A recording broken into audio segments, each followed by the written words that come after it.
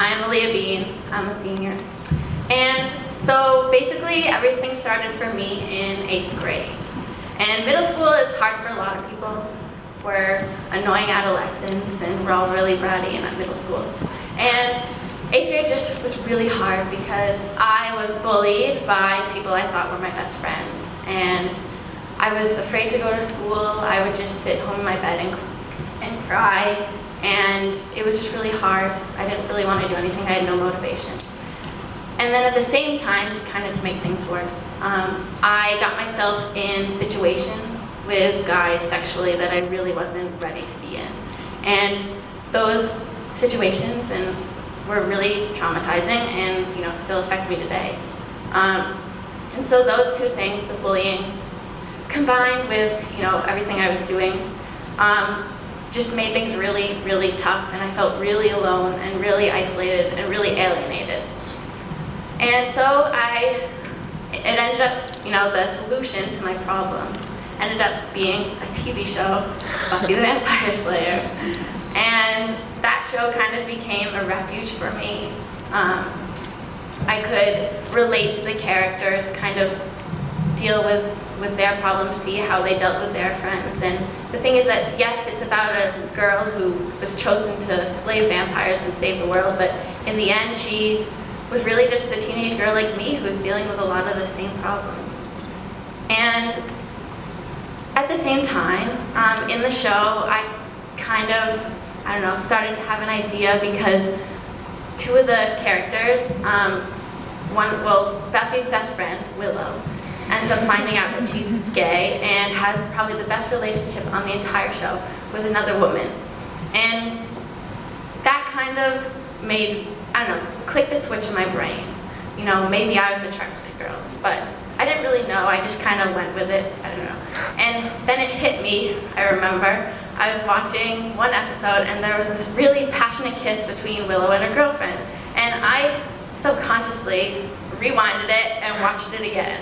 And I remember pausing it afterwards and just being like, holy crap, I like girls, oh my gosh. Why else would I rewind a lesbian kiss and watch it again? That was my reason.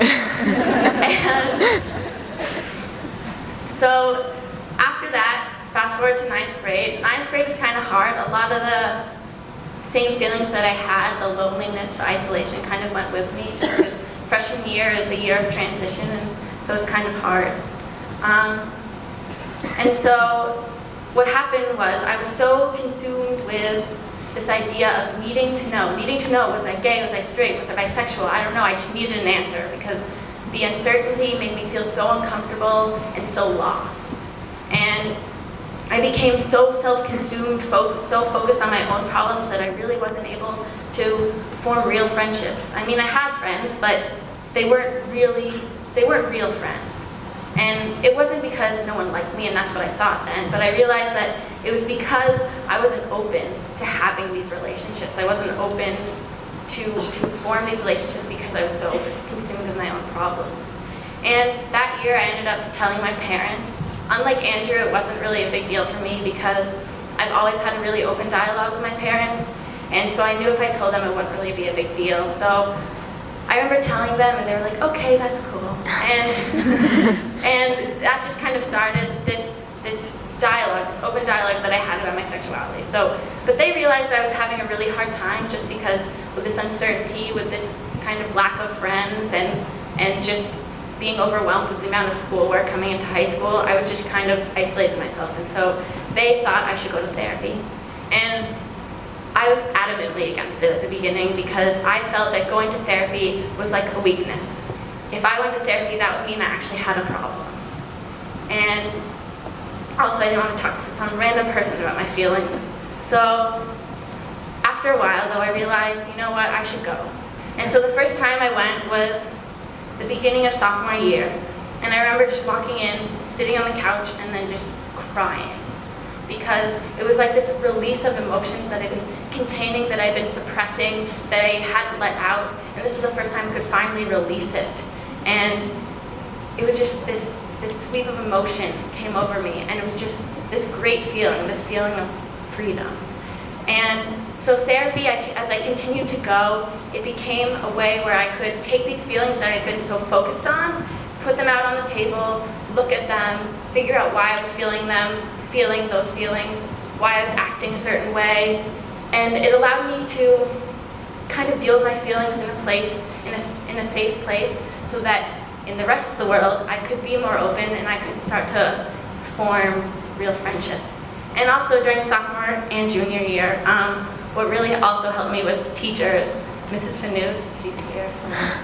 And she really helped me because I used to just go and talk to her about, I don't know, cool TV shows like Lost. Or I would talk to her about, you know, a lot of things that I was dealing with, and that really helped me because if I didn't, a lot of the times when I didn't feel like I could talk to someone, you know, my friend or someone at school, I could talk to her. And I never told this to her face, but I always thought of her as like my school mom. I had my home mom, and then I had my school mom. And I could go talk to her whenever I wanted to, and she was there to support me and make me feel better. And as I, you know, talked and went to therapy, I began to really form amazing friendships that I have today. And I don't know, my friends are just amazing. They help me. I can talk to them about whatever issue I'm having, and they're there to support me. And sometimes it still surprises me when they're like, hey, Aaliyah, want to hang out? Just because, I don't know, I'm not used to that. I was used to being alone, and now I have these great friends that treat me the same way, no matter if I'm, you know, talking about a girl or I'm talking about a guy. They talk to me as the same way they would talk about their boyfriends or whatever. And so through my friends, through therapy, through teachers, I kind of came to the reality that I don't need to know.